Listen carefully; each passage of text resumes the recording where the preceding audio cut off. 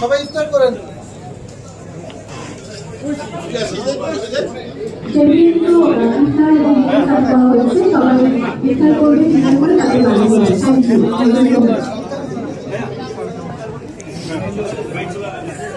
সকলের জন্য শুভকামনা এবং বেস্ট উইশেস।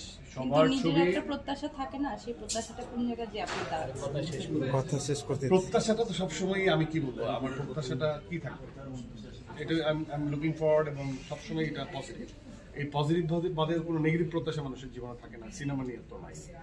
কারণ আমাদের সবাই অনেক শ্রম দিয়েছে, ডিরেক্টর থেকে শুরু করে কলাকুশলী সবাই, এবং সবারই প্রত্যাশা এটা অনেক বড়।